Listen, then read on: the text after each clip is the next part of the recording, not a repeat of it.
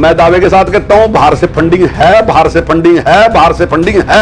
मैं आपके चैनल पे कह रहा है फंडिंग। देखिए मुझे शहादत हुई है, एक भी शब्द आपकी तरफ से नहीं कहा गया। नहीं कहेंगे मुझे एक भी शहादत नहीं मानते? नहीं, मैं नहीं मानता बिल्कुल शहादत, कोई शहादत नहीं है, मैं शहादत नहीं मानता, षड्यंत्र है बिल्कुल, और मैं उसको सिद्ध करूंगा। जान देना कहां का षड्यंत्र है? मैं बताता हूं कैसे षड्यंत्र है। और जो शहीद शब्द प्रयोग किया ना, वो शहीद शब्द भी उकसाने के लिए ही प्रयोग किया, ताकि उनको ये ना लगे, तो उनको लगा कि इनके बहुत बड़े उस कार्य के लिए हम ये बलिदान देने लग रहे।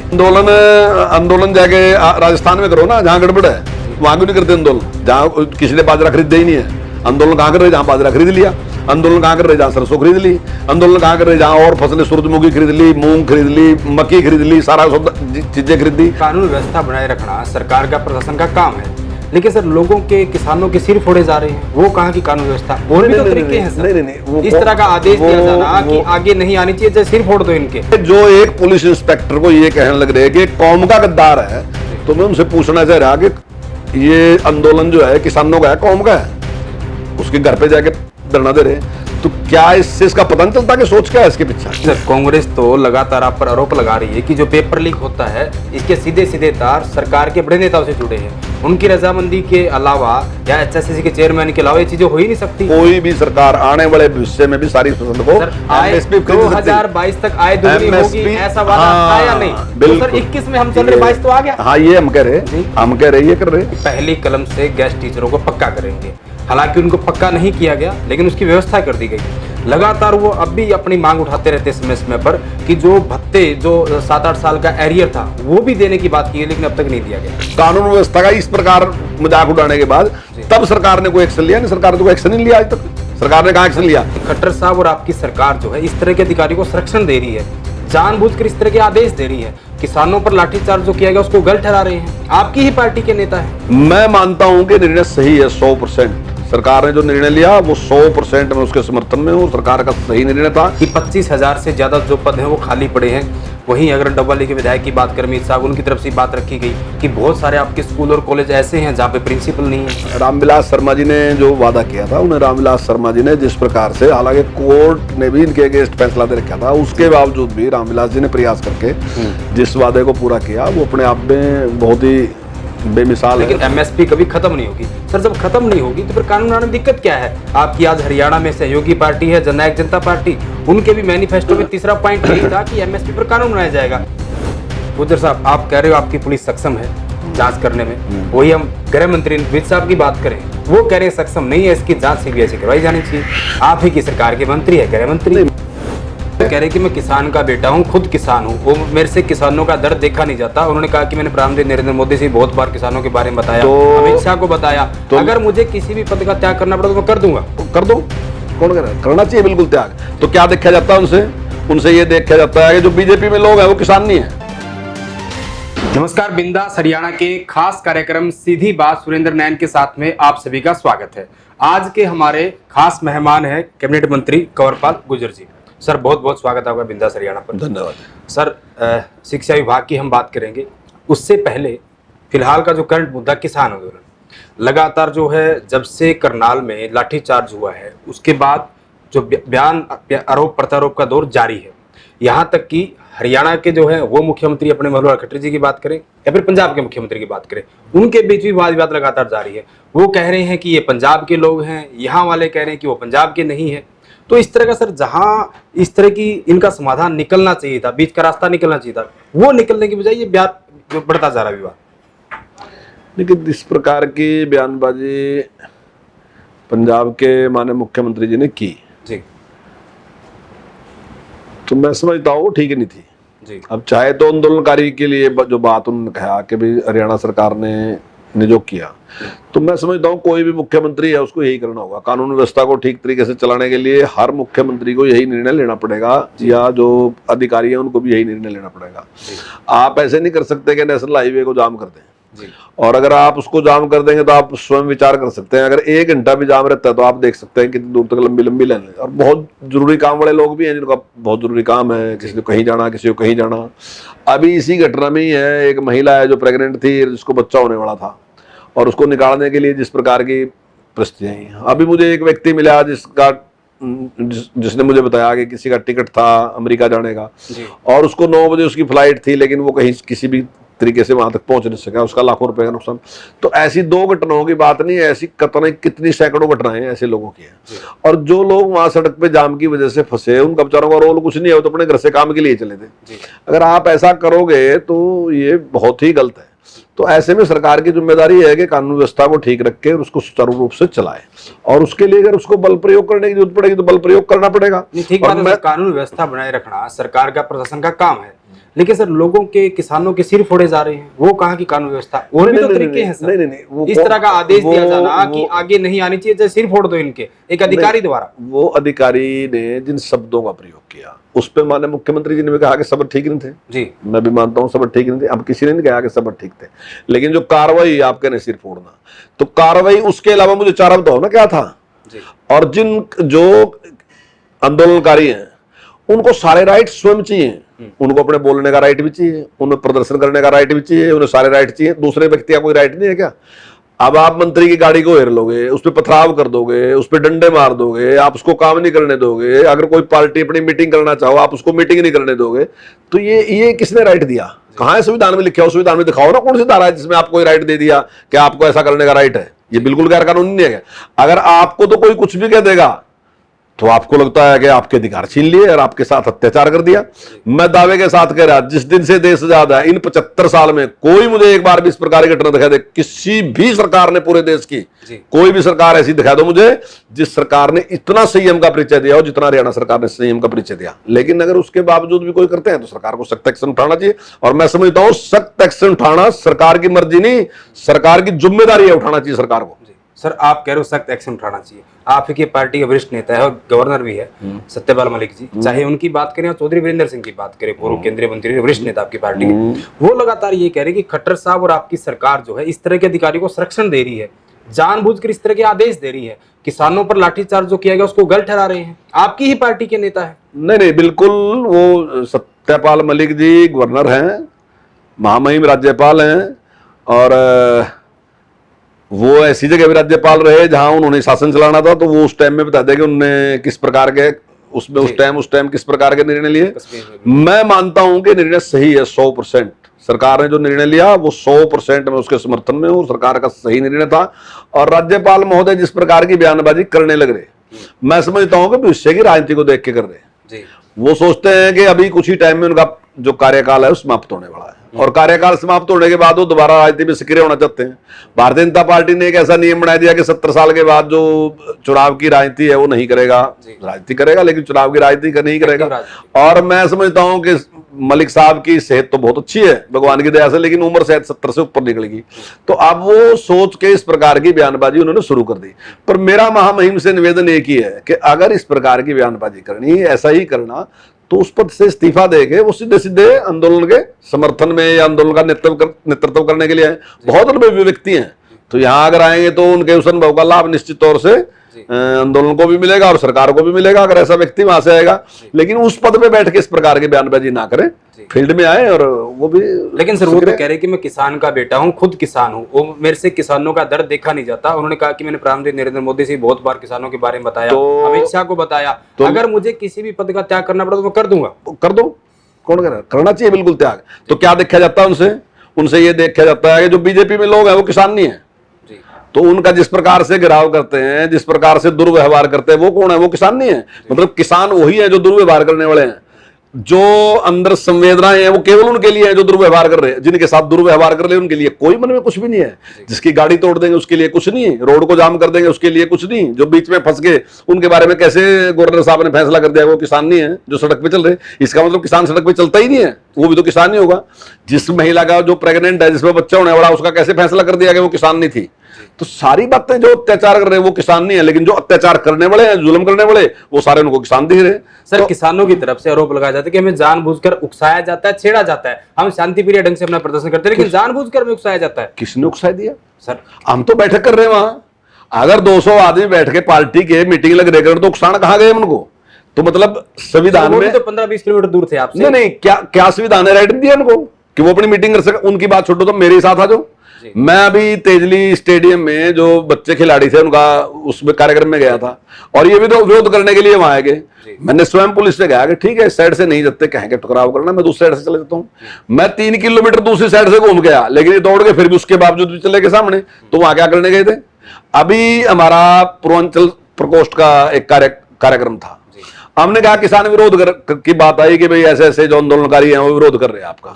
मैंने कहा जी हम प्रोग्राम कैंसिल कर देंगे। हमने प्रोग्राम कैंसिल कर दिया, लेकिन कुछ लोग इकट्ठे के बैठे, क्योंकि प्रोग्राम कैंसिल हो गया तो उसकी कोई व्यवस्था होने करी थी, कुछ खर्चे थे, वो बैठ गए। और उसके बाद जिस प्रकार का बाहर उपद्रव मचाया उन्होंने, जिस प्रकार से व्यवहार उन्होंने किया, तो वो कौन सा था? कौन बिठाने गया था उन्हें? हमने तो प्रोग्राम ही कैंसिल कर दिया। प्रोग्राम कैंसिल करने के बाद उनकी पापा हमने बैठ गई। और वैसे उनको राइट किसने दिया हमारा प्रोग्राम कैंसिल करने का? सर उनकी तरफ से ये भी कहा जाता है कि किसानों को आपके नेता अलग अलग नामों से पुकारते हैं, खालिस्तानी कह देते हैं, अफगानिस्तानी कह देते हैं, क्या शराबी कह देते हैं, नशेड़ी कह देते हैं। इस तरह की भाषा का प्रयोग किसानों के लिए किया जाता है। देखिए, और जो उनकी शहादत हुई है, एक भी शब्द आपकी तरफ से नहीं कहा गया। नहीं कहेंगे। मुझे एक भी शहादत नहीं मानते? नहीं, मैं नहीं मानता बिल्कुल शहादत। कोई शहादत नहीं है, मैं शहादत नहीं मानता, षड्यंत्र है बिल्कुल, और मैं उसको सिद्ध करूंगा। जान देना कहाँ का षड्यंत्र है? मैं बताता हूँ कैसे षड्यंत्र है। जान देना? हाँ, मैं बताऊंगा। देखिए मेरी बात सुनिए, आप पहले एसपी है उस पर देखिए, मेरी बात सुनिए। अब जिस प्रकार से वो सारा का सारा हुआ है जी, मुझे नहीं पता आप गांव से ही हैं या शहर से हैं, लेकिन गांव में आम एक कहावत है, और गांव में अक्सर लोग एक बात कहते हैं कि भाई अगर मारा बुजुर्ग ये सर्दियां निकाल गया तो 1 साल जी जाएगा। अनपढ़ लोग करे, डॉक्टर नहीं करेगा, ये डॉक्टर नहीं कहते, अनपढ़ लोग कहे। तो क्यों भाई सर्दियों में ऐसा कोई मारने का प्रोग्राम चल रहा? सर्दियों में कारण क्या है कि ऑक्सीजन की कमी हो जाती है, और जो हमारे लंग्स हैं वो उतना सक्रिय नहीं रहते, वो उतना काम नहीं करते। तो इस कारण जो बुजुर्ग व्यक्ति है उसकी डेथ ज्यादा जो रेशो है इस वजह से होती है, क्योंकि उसके लंग्स पूरे काम नहीं करते और ऑक्सीजन की कमी होती है। अब इस आंदोलन में क्या करे आगे, वही बुजुर्ग लोग जो थे 60 से लेके 80-85 साल के थे, वो जाके वहां बैठ गए। अब ये कोई उस टाइम घटना नहीं थी, लेकिन अचानक जब 60 साल से ऊपर के लोगों की 10 लोगों की मौत होगी, या 12 लोगों की मौत होगी, या 15 लोगों की मौत होगी, तब तो पता चल गया कि मौत किसकी होने लग रही। तो उस टाइम जो आंदोलनकारी थे उन्होंने बैठ के विचार करना चाहिए था, ये क्यों होने लग रहा, या किसी डॉक्टर की सलाह लेनी चाहिए थी, और उन्हें कहना चाहिए था कि देखो ताऊ जी, देखो चाचा जी, देखो बड़े भाई, आप उठकर गांव में जाओ, हम करेंगे संघर्ष। क्या बात थी, हम भी तो आप ही के बेटे, हम करेंगे संघर्ष, क्या जरूरत थी इस बात की? लेकिन वो किया नहीं, क्योंकि टारगेट कुछ और था। तो इसलिए मैं कह रहा कि वो नहीं।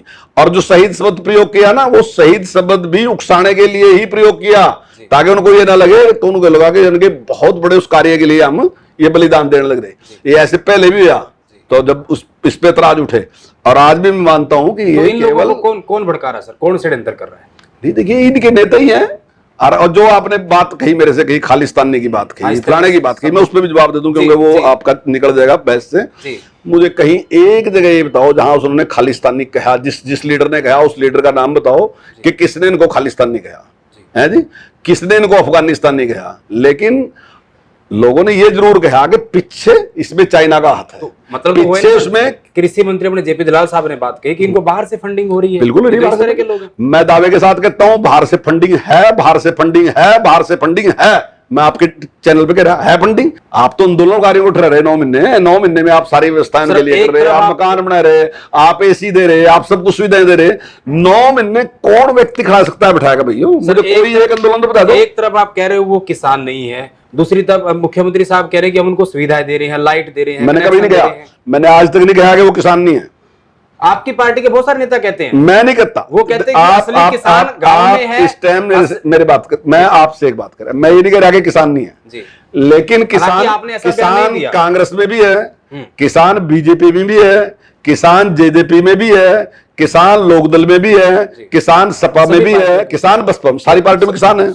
लेकिन उसकी लॉयल्टी अपनी किसान के साथ साथ उसकी लॉयल्टी जो है, उसकी जो वफादारी है अपनी पार्टी के साथ भी है। अगर उसकी पार्टी कुछ कहेगी तो उसको मान लेगा। वो किसान भी है, लेकिन वो कहीं और भी, मैं किसान भी हूं लेकिन मैं बीजेपी में भी हूं। तो ऐसा तो नहीं है कि बीजेपी में हूं तो किसान नहीं हूं, या तो फिर मुझे बीजेपी छोड़ दूं और किसान तभी मैं किसान बनूंगा जब मैं बीजेपी छोड़ दूं। ऐसा तो नहीं है ना। एक आदमी सब जगह है, वो किसान में भी है और वो उसी टाइम आपने कहा कि जो किसान है उनको भड़काया जा रहा है, और आपके जितने भी कार्यक्रम होते हैं सरकारी उसमें वो खलल डालते हैं। लेकिन हम तिरंगा यात्रा की बात करें, पूरे प्रदेश भर में आपने तिरंगा यात्रा निकाली 1 तारीख से लेकर 15 अगस्त तक, कहीं भी इस तरह की कोई घटना सामने नहीं आई कि किसानों ने आपकी तिरंगा यात्रा का विरोध किया हो। तो हमने कहीं बयान दिया गया नहीं कहीं दिया। हमने कहा नहीं क्यों अगर, विरोध अगर किया? उनको विरोध करना होता, हम वही कह रहे जहां वो कर रहे, हम वही कर रहे। और मेरा मानना यह है, देखिए कभी भी कोई भी समाज इस तरीके से बांटना और इस तरीके से शब्दों का प्रयोग करना जिस प्रकार से वो कर रहे, वो बिल्कुल सही नहीं है। हमने सबने इसी समाज में इकट्ठे रहना। कल हम उसी एक ही चारपाई पे बैठे मिलेंगे दोबारा फिर से, कोई ऐसा नहीं है कल उन शब्द भी हम इकट्ठे यानी कि मिलेंगे। कंवरपाल कोई गुर्जर जी मारी को उनकी चिंता है, मारी जो लोग बैठे हैं उनकी चिंता है। मारी कोई दुश्मनी नहीं है, जी। वो ठीक है। वो एक बात से सहमत नहीं है, वो उस बात का विरोध कर रहे हैं। मैं उस बात से सहमत हूं, मैं उस बात के पक्ष में। ये विरोध इस तरीके का रहना चाहिए। ये विरोध इस तरीके का नहीं होना है दुश्मनी। हमारे यहाँ चौधरी असलम खान में लिख रहे थे, तब मैंने राजनीति शुरू करी थी, तो उन्होंने एक बार मेरे से कहा था, मैंने उनके साथ चुनाव लड़ा था, तो बड़े थे बहुत मेरे से, तो मेरे से एक बात उन्होंने कही थी, मेरे आज भी याद है। उन्होंने कहा था कि दुश्मनी करो रज के करो, पर ऐसी ना करो कि मिले तो शर्म आए। तो मैं समझता हूं कि हम सब ने ऐसा करना चाहिए। हम अपनी बात पे तो कायम रहें, अपनी बात को तरीके से रखें, लेकिन शब्द ऐसे ना बोलें कि जिससे हमारी दुश्मनी हो। हमने कल फिर इकट्ठे हैं, कहीं ना कहीं हम शादी में भी इकट्ठे हैं, हम समाज में भी इकट्ठे हैं, हमने सारों ने इकट्ठे ही तो रहना। अब आंदोलन तो ठीक है, अब अगले साल तक चल सका, 2 साल तक चल सका, लेकिन उसके बाद तो कहीं तो जाएगा, खत्म ही होगा। 6 महीने में खत्म होगा, साल में होगा, 2 साल में होगा। और हमने अब सारों ने इकट्ठे ही रहना। तो मैं समझता हूं कि जिस प्रकार की भाषा का प्रयोग कर रहे हो, भाषा भी ठीक नहीं है। पार्टी के वरिष्ठ नेता चौधरी वीरेंद्र सिंह जी वो कह रहे हैं कि सभी दलों को किसानों का साथ देना चाहिए, और दूसरी बात, जितना किसान आंदोलन लंबा चलेगा, आपने कहा कि कभी तो खत्म होगा, जितना लंबा चलेगा उसका पूरे देश को नुकसान है। आपकी पार्टी के वरिष्ठ नेता है, पूर्व में केंद्रीय मंत्री आंदोलन तो कहीं भी चलेगा, निश्चित तौर से देश को नुकसान होगा जी, इसमें कोई दो राय नहीं। कहीं भी अगर सामान्य परिस्थितियां नहीं रहेंगी तो कहीं दुनिया में, चाहे वो घर है, चाहे वो स्टेट है, चाहे वो देश है, चाहे वो दुनिया है, तो उसके नुकसान सबने बराबर भुगतने पड़ेंगे। वो कोई दुनिया में ऐसा नहीं है कि जहाँ शांति नहीं है और वहां तरक्की हो रही हो। जहां शांति है वहीं तरक्की है, इसमें मैं बिल्कुल इससे सहमत हूं। लेकिन जहां तक 3 कानूनों की बात है, तो मैं चौधरी वीरेंद्र सिंह जैसे प्रार्थना, आप कह रहे हैं, मुझे नहीं पता क्या बोला आप कह रहे हैं, मैं नहीं कह रहा, बिल्कुल उन्होंने बोला। पर मैं ये कहता हूं कि जो भी व्यक्ति ये बात कहता है 3 कानून रद्द होने चाहिए, तो कृपया उसको पॉइंट टू पॉइंट ये बात बतानी चाहिए क्यों रद्द होने चाहिए। अगर तो वो इसलिए कह रहा कि उनकी संख्या है, उसको वोट को देख के कह रहा, तो वो बात अलग है। लेकिन अगर उसको लगता है कि सचमुच में कानून गलत हैं, तो फिर उसको करना चाहिए। और मैं बिल्कुल जिम्मेदारी के साथ कह रहा, हरियाणा सरकार ने किसान के लिए जो काम किया, मैं दावे के साथ कहता हूं कि हिंदुस्तान में सबसे बढ़िया काम किसान के लिए हरियाणा ने किया। लेकिन उसके बावजूद भी हरियाणा में क्यों आंदोलन? तो यहाँ क्यों खड़े? इसमें क्या आंदोलन पंजाब में करो ना, जो 2 फसलें खरीद रहा, बॉर्डर पर बैठे आंदोलन राजधानी दिल्ली के बॉर्डर पर बैठे हैं, आंदोलन जाके राजस्थान में करो ना, जहां गड़बड़ है वहां क्यों नहीं करते आंदोलन? जहां किसी ने बाजरा खरीदा ही नहीं है, आंदोलन कहां कर रहे? जहां बाजरा खरीद लिया।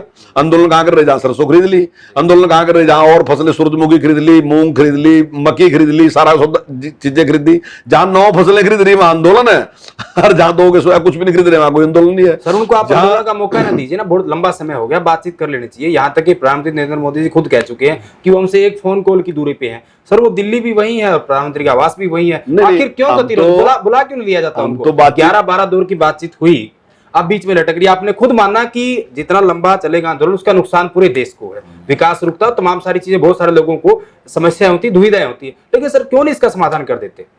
नहीं देखिए, हम तो बातचीत के लिए तैयार हैं। अगर कोई आदमी कहे कि भाई फैसला उसने सुना दिया, इसके बाद बातचीत करेगा, पार्टी के हर नेता यही बात कहते हैं कि बातचीत के लिए तैयार है, लेकिन वो भी किसान कह रहे हम तैयार, बुलाया नहीं जाता। मुझे कोई ऐसी पंचायत तो बता दो, ये तो गांव के लोग हैं, सारे ने पता पंचायत कैसी हो, वो पंचायत तो बता दो जिसमें जो आदमी आवार पहले फैसला सुनाएगा, कहेगा ये पंचायत करो शुरू। ये तो पंचायत की शुरू से ही कह रहे हैं कि 3 कानून रद्द कर दो। मेरा मानना ये है, आप आंदोलन चलाओ। आंदोलन का अर्थ क्या होता है?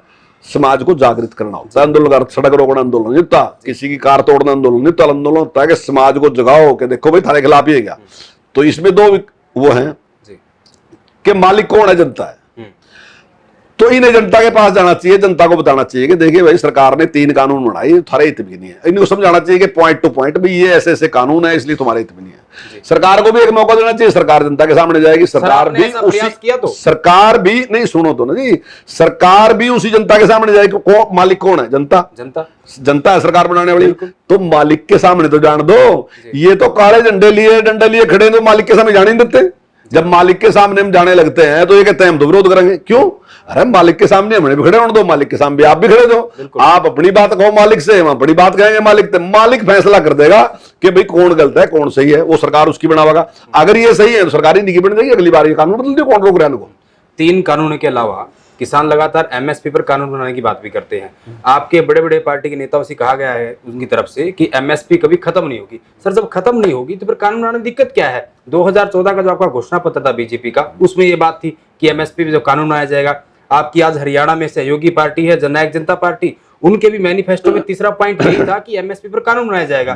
सर मतलब कानून, ये एमएसपी खत्म नहीं हुई फिर कानून भी क्यों नहीं बना रहे? देखिए जिस टाइम एमएसपी शुरू किया, मेरा ख्याल के 66-67 में एमएसपी शुरू हुआ, उससे लंबे टाइम तक कांग्रेस का ही राज रहा। कांग्रेस भी आजकल हुड्डा साहब भी करेगा एमएसपी पे कानून बनाओगे, जो एमएसपी से नीचे खरीदेगा उसके खिलाफ कानूनी कार्रवाई की जाएगी, उसको सजा दी जाएगी। तो हुड्डा साहब 10 साल तक हुड्डा साहब ने शासन रहा और उससे पहले कांग्रेस का शासन रहा। तो किसने रोके थे एमएसपी? क्योंकि कोई जनता ने तभी तो उनको बाहर का रास्ता दिखाया। इसके लिए जनता ने बाहर का रास्ता वादे किए थे। इसके लिए हमने कोई वादा नहीं किया कि हम सारी फसल जो एमएसपी खरीद लेंगे। और मैं दावे के साथ कह रहा कि कोई भी सरकार आने वाले भविष्य में भी सारी फसल को एमएसपी 2022 तक आय दोगुनी होगी, ऐसा वादा था या नहीं? तो सर 21 में हम चल रहे, 22 तो आ गया। हाँ ये हम कह रहे ये कर रहे हम। अब जो स्वामीनाथन का कहा था कि स्वामीनाथन ने कहा था कि 50% बढ़ा के दो, वो हमने कर दिया 50% बढ़ा के। स्वामीनाथन ने कहा कि लागत कम करो, तो माननीय प्रधानमंत्री जी ने किसान समृद्धि योजना चला के 6,000 रुपए उसके अकाउंट में डाल दिए। उसके जो खर्चे के पैसे थे, उसके खाद के बीज के जो पैसे थे, वो माननीय प्रधानमंत्री जी ने उसके अकाउंट में डाल दी। तो जो स्वामीनाथन ने कहा हम कर रहे हैं, किसान की आमदनी इससे बढ़ रही, इसमें कोई दो राय नहीं। हम कानून लेके आए, ये दुगुनी करने का तो कानून लेके आए। अब इसमें हमने क्या आगे कॉन्ट्रैक्ट फार्मिंग पे हमने कहा। अब कॉन्ट्रैक्ट फार्मिंग में क्या आगे विविधता आएगी। अगर आप अब एक आदमी आया, अभी मेरे पास एक व्यक्ति आया था, वो एक इस प्रकार की कॉन्ट्रैक्ट करना चाहता कि इस प्रकार के मैं एक उत्पादन करना चाहता हूं जो चीनी की जगह आएगा, जिसमें शुगर फ्री होगा, तो मैं उसका उत्पादन करना चाहता हूं। तो अगर कुछ किसान उसके साथ लगेंगे तो किसान की आमदनी बढ़ जाएगी। कुछ लोग और किसी अलग टाइप की कोई वो सब्जी चाहते हैं, अब वो कहते हैं कि हमें इस टाइप की सब्जी चाहिए, या इस टाइप की गेहूं चाहिए, या इस टाइप का हमने चावल चाहिए, या इस टाइप की हमने मक्की चाहिए। अलग अलग टाइप की कॉन्ट्रैक्ट करेंगे और वो कहेंगे कि ठीक है सरकार का रेट 2200 है लेकिन हम 4,000 देंगे, आप तो इस प्रकार की दे दो। तो एक चीज का मेरी का पहले रेट हो गया तो अब दुगुनी ऐसे होगी। आज टमाटर की खेती चल रही, मान लो टमाटर का मंदा आएगा 2 रुपए किलो है तो किसान तब आएगा, ठीक है। अगर 70 रुपए है तो बहुत अच्छा है, लेकिन एक बार अच्छा एक बार बुरा। लेकिन एक आदमी आया, वो कहे मैं फैक्ट्री लगा के मैं आपका 50 रुपए टमाटर खरीद दूंगा, उसने कॉन्ट्रैक्ट कर लिया, तो मैं सेफ हो गया, डाउन तो नहीं आने का रेट ना जी। मैं कॉन्ट्रैक्ट फार्मिंग कर रहा हूं, मुझे पता। जनता की समझ क्यों नहीं आ रही? नहीं, जनता की समझ तो आ रही सारी, ये तो इनकी कुछ लोगों की समझ नहीं आ रही।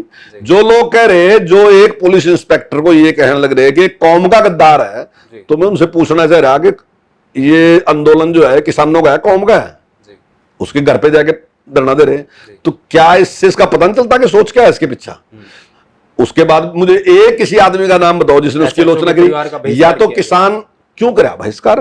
मुझे बताओ, क्या संविधान देता है ये इजाजत कि किसी का बहिष्कार कर सका? वो अपनी ड्यूटी पे ड्यूटी कर रहे हैं। हाँ, तो संविधान तो अधिकार देता नहीं, तो गैर संविधानिक काम है उसका। जो कह रहे कौम का गद्दार कह रहे, सर संविधान तो ये भी कहता, फिर वो चौधरी वीरेंद्र सिंह जी की बात आ गई। संविधान तो ये भी कहता, आपकी पार्टी के नेता, वरिष्ठ नेता ये भी कह चुके हैं कि सिर में डंडा मारना भी संविधान अधिकार नहीं देता। इनको ट्रेनिंग में सिखाया जाता है कि आप वेस्ट से नीचे मार सकते हैं, वाटर कैनन का प्रयोग कर सकते हैं, आंसू गैस के गोले। सरकार जब बल प्रयोग करेगी तो मान लो जब अधिकारी जो बल प्रयोग करेंगे तो उसका ठीक है, मुझे जानकारी नहीं है कि वहां मार सकते हैं, नहीं मार सकते, कहाँ नहीं मार सकते। और मैं उन शब्दों पे मैंने मान लिया आपकी बात को, मैंने मान लिया कि वो शब्दों का जो चयन है वो सही नहीं है, लेकिन सरकार में ऐसा बल प्रयोग। और मुझे कांग्रेस ने बहुत लंबे टाइम तक राज करा, मैं दावे के साथ करा कि उन 75 साल में से जो 65 साल कांग्रेस का राज रहा, 50 साल कांग्रेस का राज रहा, या 5-10 साल दूसरे लोगों का राज रहा, उस सारे का रिकॉर्ड निकाल दो ना हमारे साथ, उसकी तुलना कर लो। अगर वो हमारे से 10 गुना 50 गुना ज्यादा अत्याचार करे तो बात रही, हमने तो करे ही कुछ नहीं। हमने क्या करे? हम तो मजबूरी में कर रहे, हमारी तो इच्छा ही नहीं। इतनी कानून व्यवस्था का इस प्रकार मजाक उड़ाने के बाद तब सरकार ने कोई एक्शन लिया नहीं। सरकार ने तो कोई एक्शन नहीं लिया आज तक। सरकार ने कहा एक्शन लिया, वो तो इसी बार पे बात पेड़े थे किसान है। हुड्डा साहब तो ये कह रहे हैं बीजेपी का और जेजेपी का गोली और खून से तो पुराना नाता है। वो तो कांग्रेस का पता कर लो। यहाँ तो पहले जिस प्रकार से सारे के सारे, चाहे इनके हुड्डा साहब का टाइम रहा, चाहे चौधरी बंसीलाल का टाइम रहा, चाहे चौधरी भजनलाल का टाइम रहा, जो भी शासक रहे उन्होंने सब कहा है, तो चाहे चौटाला साहब का टाइम रहा, उसमें भी जो कुछ है सबको पता है। चलो ये थी बात सर किसानों की। अब बात करते हैं, आपकी सरकार लगातार पारदर्शिता का दावा करती है कि आप साफ सुथरा काम करते हैं, बिना खर्ची बिना पर्ची का। अभी विधानसभा का सेशन था, उसमें भी कांग्रेस की तरफ से आरोप लगाए गए। यहाँ तक कि जो पेपर लीक था, घोटाला मामला, उसको लेकर भी सीबीआई की जांच की मांग कर रहे हैं। हुड्डा साहब की तरफ से कहा गया कि ये लखी और करोड़ों की सरकार है। देखिए, किसी पे कोई भी आरोप लगा दो, कुछ सिद्ध तो करो ना जी सर, कोई, तो वो कोई पूरे हरियाणा में कोई बात मान रहा क्या? अब हुड्डा साहब कह रहे, अभी यहां से बाहर निकल गए 10 आदमी से पूछ लियो, उससे पूछोगे मुख्यमंत्री लाख करोड़ रुपए ले क्या? कोई भी नहीं मानता, सबने बता के मुख्यमंत्री ईमानदार है। इनके टाइम में कोई से पूछ के देख लो, इनके टाइम में आपको पक्षपात मिलेगा, चाहे वो नौकरी के मामले में लगा लो, चाहे डेवलपमेंट के मामले में लगा लो, तो सबके सब कहते हैं पक्षपात किया, और पक्षपात के कारण ही सरकार चेंज हुई। और अगर पेपर आउट होने की बात है तो पेपर आउट होने पे हमने जांच कर दी, हर चीज की जांच सीबीआई को नहीं जितती कि हर चीज को जांच। अगर हमारे पास नहीं रही तभी तो देंगे सीबीआई को, जब हमारे अधिकारियों ने ठीक दिशा में चल के और बहुत बड़ी संख्या में उनको अरेस्ट भी कर लिया, गिरफ्तार कर लिया, और ठीक दिशा में तो सीबीआई क्यों दे? अब तो हर बात को सीबीआई को ही सौंप दें, फिर यहाँ पुलिस रखने की जरूरत क्या, प्रशासन रखने की, सीबीआई को ही सौंप दे सारा काम। गुज्जर साहब, आप कह रहे हो आपकी पुलिस सक्षम है जांच करने में, वही हम गृह मंत्री विज साहब की बात करें, वो कह रहे हैं सक्षम नहीं है, इसकी जांच सीबीआई से करवाई जानी चाहिए। आप ही की सरकार के मंत्री है, गृह मंत्री। नहीं, मैंने कहीं नहीं देखा कि उन्होंने ये कहा कि सीबीआई जांच करानी चाहिए, बोला उन्होंने, प्रस्ताव दिया था। नहीं, देखिए मेरी जानकारी में नहीं कोई उन्हें कहा, लेकिन मेरा मानना यही है कि हमारी पुलिस अगर ठीक से काम ना कराए और अगर वो सक्षम ना हो जांच करने के, तो फिर जांच कहीं से भी कराई जाए, लेकिन जब पुलिस ठीक काम कर रही तो हमने अपनी पुलिस पे विश्वास करना चाहिए। जी सर, वहीं रोजगार देने की बात लगातार की जाती रही आपके द्वारा। अभी 2500 दिन पूरे किए आपकी हरियाणा सरकार ने, गठबंधन सरकार ने। मुख्यमंत्री की तरफ से लगातार दावा किया कि 2024 तक हम किसी को बेरोजगार नहीं रहने देंगे, और अभी हाल ही में दावा किया कि 2024 तक कम से कम 5 लाख लोगों को रोजगार जरूर देंगे, यानी कि एक साल में करीब 1.5 या 2.5 लाख। सर वो कौन सी पॉलिसी है? क्योंकि हर पेपर लीक हो जाता है, रद्द हो जाता है, कैंसिल हो जाता है, या फिर उस पर स्टे लग जाता है। नहीं, देखिए 5 लाख रोजगार देने का मतलब ये नहीं है कि सबको हम सरकारी नौकरी देंगे जी। और अभी तक सारे ऐसा कोई पेपर लीक नहीं हुआ, 4 पेपर लीक हुए अभी तक जी। और 4 पेपर की जानकारी हमने विधानसभा में दी कि 4 पेपर लीक हुए, उसमें भी हम काफी गंभीर हैं और हमने हर जगह से इस प्रकार के प्रयास शुरू कर दिए। हम एक सख्त कानून लेके आने की बात थी तो सख्त कानून भी हम लेके आए कि जो भी अगर पेपर लीक करता है उसके खिलाफ सजा का भी प्रावधान है, उससे रिकवरी करने का भी उसमें है, बहुत सख्त कानून हम लेके आए। और दूसरा, उसमें क्या क्या टेक्निक अपनाई जा सकती है उसके लिए भी, चाहे हमने वीसी की भी मीटिंग बुलाई, माननीय मुख्यमंत्री जी ने उनसे भी अनुरोध किया कि इसके ऊपर एक सर्च शुरू करो कि किसी प्रकार से आउट ना हो, और जहां उसके अन्य विशेषज्ञ हैं उनके साथ भी हमने संपर्क किया। तो आने वाले टाइम में उसमें सुधार हो। कारण क्या है कि पहले जिस प्रकार से नौकरियां मिलती थी वो सिफारिश से मिलती थी, पैसे से मिलती थी। आज सबको पता है कि सिफारिश से कुछ भी होने वाला नहीं है और पैसे से भी कुछ भी होने वाला नहीं है। अब केवल और केवल एक ही है कि अगर आपके पेपर अच्छे होंगे तब आपको मिलेगी। तो अब सारा जो भ्रष्ट किस्म के लोग थे उन्हें सारी ताकत इस तरफ लगा दी कि हम पेपर आउट करके करें, लेकिन उस पर हमारा ध्यान है और निश्चित तौर से हम पूरा विश्वास लेते हैं आने वाले टाइम में घटनाएं होंगी नहीं, बिल्कुल कुछ समाप्त। लेकिन सर कांग्रेस तो लगातार आप पर आरोप लगा रही है कि जो पेपर लीक होता है इसके सीधे सीधे तार सरकार के बड़े नेताओं से जुड़े हैं, उनकी रजामंदी के अलावा या एचएससीसी के चेयरमैन के अलावा ये चीजें हो ही नहीं सकती। आखिर कैसे कैसे उस चीज को बाहर लीक किया जा सकता है? तो सीधे सीधे आरोप लगा रहे हैं। जो चेयरमैन है उसके पास ना तो पेपर बनने के लिए जाता है और ना बनने के बाद उसके पास, लेकिन किसकी सह पे ये होता है? पेपर जहां भी सीधा इशारा कर रहे हैं। पेपर जहां भी बनता है, जहां भी पेपर सेट होता है, वो जिस टाइम एग्जामिनेशन हॉल में पहुंचता है उसके बाद जब वो खुल जाता है तभी चेयरमैन को भी पता चलता है कि पेपर ये है। उसके बीच में पेपर बनाती है, उसके बीच में और भी बनते हैं सर। उसके बीच में कहीं भी किसी को पता नहीं चलता कि पेपर क्या है क्या नहीं है, इसलिए चेयरमैन उसमें कुछ भी रोल अपना अदा कर नहीं सकता, ना कोई मेंबर अदा कर सका, ना कोई सरकार अदा कर सका। ठीक है, हम मानते हैं कि पेपर आउट हुआ, कुछ लोगों ने इस प्रकार का प्रयास करके आउट किया, लेकिन उसके लिए सरकार वचनबद्ध है और निश्चित तौर से उसके लिए प्रयास कर रही है। सर वहीं अगर आपके विभाग की बात करें, जो लगातार 2014 से पहले जो लगातार आपकी तरफ से वादा किया गया था, बहुत बड़ा वादा, जो लगातार आपके गले की फांस भी बना कि पहली कलम से गेस्ट टीचरों को पक्का करेंगे। हालांकि उनको पक्का नहीं किया गया, लेकिन उसकी व्यवस्था कर दी गई। लगातार वो अब भी अपनी मांग उठाते रहते समय समय पर कि जो भत्ते जो 7-8 साल का एरियर था वो भी देने की बात की है, लेकिन अब तक नहीं दिया गया। देखिए, मैंने कहीं कोई वादा नहीं किया और ना ही मुझे पता था कि मैं शिक्षा मंत्री बनूंगा, ना मुझे इस बात का पता था। सर पूरा तो मैं क्यों वादा करूंगा?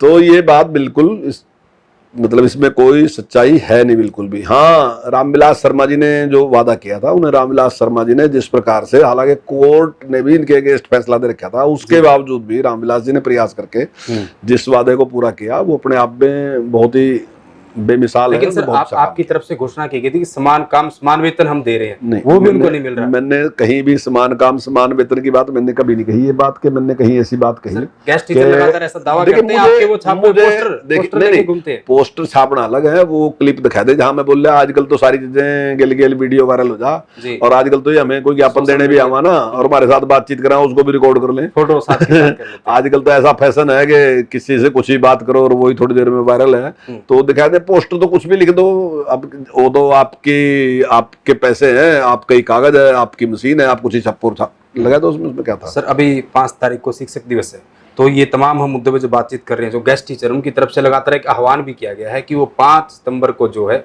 आपके आवास का घेराव करेंगे और आपको वो तमाम वादे फिर से याद कराएंगे जो आपने या पूर्व शिक्षा मंत्री जी ने उनसे किए थे। मैंने कोई वादा उनके साथ किया नहीं है। हाँ, निश्चित तौर से उनकी कोई भी समस्या आई, मैंने बड़ा सहानुभूतिपूर्वक उस पर विचार किया और उसको हल करने का हमने पूरा प्रयास किया। और मेरा मानना ये है कि जो टीचर हैं, जो सारे टीचर हैं जी, जो दूसरे एम्प्लॉइज हैं और टीचर हैं, उन दोनों में कोई एक जैसी समानता नहीं है, वो बिल्कुल अलग टाइप के होते हैं। टीचर एक अलग कैटेगरी के लोग हैं और क्लर्क या पुलिस विभाग के लोग या दूसरे लोग वो अलग कैटेगरी के लोग हैं। इन लोगों को अलग एक सम्मान देना पड़ेगा आपको, और वो सम्मान में देता हूँ, आप किसी से पूछ लो। जी बिल्कुल। मैं मंत्री होते भी जो हमारे टीचर साहबान मेरे पास आते हैं, मैं उनको पूरा मान सम्मान भी देते हैं, और मेरा अधिकारियों से भी यही है कि उनको पूरा रिगार्ड देना चाहिए। और वो बहुत बड़ा काम कर रहे हैं, राष्ट्र निर्माण का काम कर रहे हैं, तो उस राष्ट्र निर्माण के काम में हमारा पूरा सहयोग उनके साथ रहता है, पूरा देते हैं। लेकिन जो नीतियां हैं, नीतियों से हटके हम कुछ कर नहीं सकते। और ना ही मैंने तो कभी मैं जल्दी से वादा करता ही नहीं किसी के साथ कुछ भी कि मैं ये कर दूंगा वो कर दूंगा, मेरी आदत नहीं है। मेरा प्रयास होता है, लेकिन मेरा अच्छे के लिए प्रयास रहता है हमेशा, चाहे वो टीचर है या कोई आम समाज है। मेरा प्रयास रहता है कि जो हम उनके लिए अच्छा कर सकते हैं, हमारा प्रयास है, हम पूरा रिगार्ड टीचरों को देते हैं। सर विधानसभा सेशन के दौरान भी मांग उठी, विपक्ष के द्वारा उठाई गई कि 25,000 से ज्यादा जो पद हैं वो खाली पड़े हैं। वहीं अगर डब्बाली के विधायक की बात करें अमित साहब, उनकी तरफ से बात रखी गई कि बहुत सारे आपके स्कूल और कॉलेज ऐसे हैं जहाँ पे प्रिंसिपल नहीं है। हाँ बिल्कुल, हमारे पास टीचरों की कमी है, ये सही बात है। और मैंने अपने अधिकारियों से बात की है सारी कुछ हमने जो हमारा कर्मचारी चयन होगा उसको लिखित में दे भी रखा कि हमें इतनी टीचर मॉडल संस्कृति स्कूल में भी तो स्टाफ की कमी, उसमें हमने उनसे किया कि जल्दी से भर्ती करके दें। और मैंने माननीय मुख्यमंत्री जी से बात की थी और मैंने अधिकारियों से बात की कि रेसलेशन करने के बाद कितने टीचरों की कमी कहाँ है तो कृपया बताएं, और हम तुरंत उसकी कमी को पूरा करने का पूरा प्रयास करेंगे। ड्राइंग टीचर की कोई भर्ती भविष्य में निकलनी हो, कोई ऐसा अभी इस प्रकार की कोई जानकारी नहीं है इस टाइम, कोई योजना नहीं इस प्रकार की। भविष्य में आएगी तो निश्चित तौर से जनता के सामने बात रखेंगे। सर आधे से ज्यादा सेशन बच्चों का जो बीत गया है, पुस्तकें स्कूलों में अभी तक उनके पास नहीं आई या फिर देरी से आ रही है? नहीं, वो मैंने विधानसभा में उसका सारा जवाब मैंने विस्तार के साथ दे दिया कि जिस प्रकार हमने जो टेंडर किया था कोरोना की वजह से वो प्रोसेस नहीं हुआ उसका, और जब हमने दोबारा टेंडर किया तो उसके रेट 30% ज्यादा भी थे, और जितना टाइम था उसको फुलफिल करने का उसमें काफी लंबा टाइम लग रहा था।